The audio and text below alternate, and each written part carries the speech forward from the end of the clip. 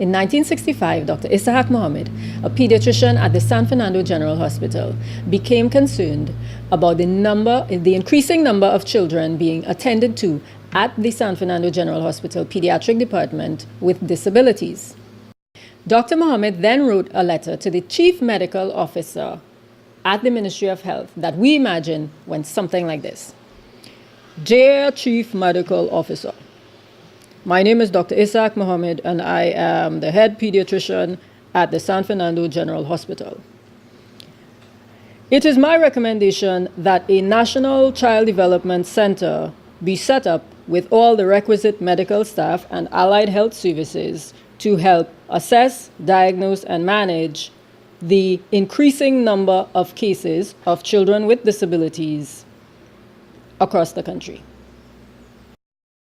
It is now 53 years later, and not very much has been put in place for children with disabilities across the country. In the words of the lady who received the house and then didn't want the house, that making any sense? Action. Okay, Daddy. A classic example of a physical disability is somebody who is in a wheelchair. Okay.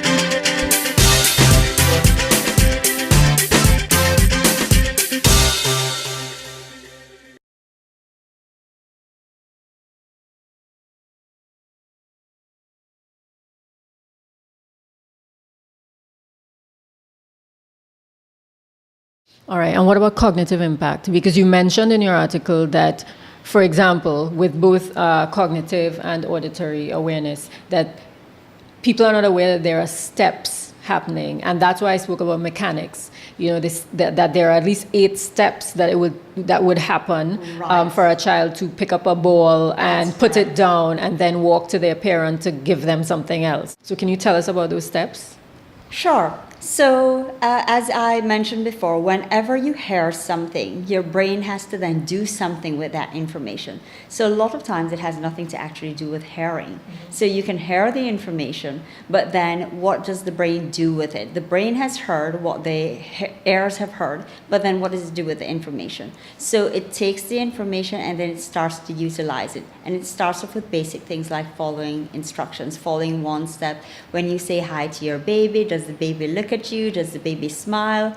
And so as it comes to the cognitive aspect of things, now what happens is you start to look out for ways in which the child responds to the things that it has heard. So when you give simple instructions and you, like as I said before, if you wave to your baby and you say hi, then you would expect a response. It may not necessarily be a wave, but it may be a smile or a sound that may be an approximation of their attempts to say hi. And as it pertains to instructions, as the child gets older, sometimes a parent may say, you know, my child doesn't listen to me at all. You know, I'll tell him a million times, you know, go put the book down or go take your clothes off to bathe. But there's so many steps involved in that actual process. When you give an instruction, if you say to the child, can you bring me a book? Let's read a storybook together, right? When you say, let's read a storybook together, the child may have heard you, but they do not necessarily think about the processes involved. For example, oh, so that requires me to remember where the books are located. That's one. Go over to that section where the books are located. Make a conscious choice of the book that I would like to have read. Take the book back to my mom and hand it to her. And then mom takes the book, and then I get in a position to be able to receive the information that's going to come to me from that book, right? Not that I give the book to her and then I walk off to do something else, because that's not a part of the process. That would tell you that the child is not processing what's going to happen next. So there's very strong interconnection between what's going on cognitively in the brain and acting and what the body does and what you do in response to those interactions. So it's not as simple as, oh, I'm going to read you a story. Because to you, it may be obvious that if you say, let's read a story together. I'm going to read you a story. That what you're essentially saying is that you're also going to be a part of that process. You're going to select your book. You're going to come back over here. We're going to read the book together. I'm going to say something. You may be required to point at something in response to what I'm reading or saying. And then maybe afterwards we will do a little snuggle or a hug or something like that. So it's all very much connected. And even it's something as simple as getting dressed. Let's go to school. Let's go out the door. Even for younger kids, one of the things I encourage in terms of cognition and doing things that it can be integrated even in terms of fine motor is when you're feeding a baby with the bottle. Typically what mom does is she does everything, she takes the bottle off and then she puts the bottle in the baby's mouth. And one of the things we try to encourage babies to do, even at the very early stages of development, regardless of where they are, to put the hand over hand, put the baby's hand on the top of the bottle, for example, and pull it off. And when it's in the baby's mouth, for the baby's hand to be on the bottle.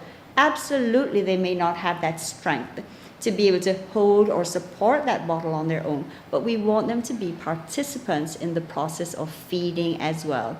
It's not a separate process where you're just a vessel receiving food and me as your mom, I'm just putting food into you. It's a collaborative process of sharing where we're both participating in that process of feeding. I'm receiving, you're giving, but we're both enjoying it collectively.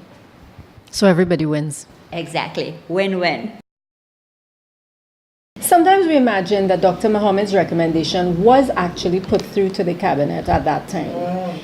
And we imagine that the meeting probably went something like this.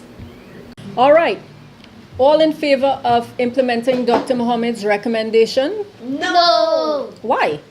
Because we don't have any money. What about you? Are we getting paid to do this?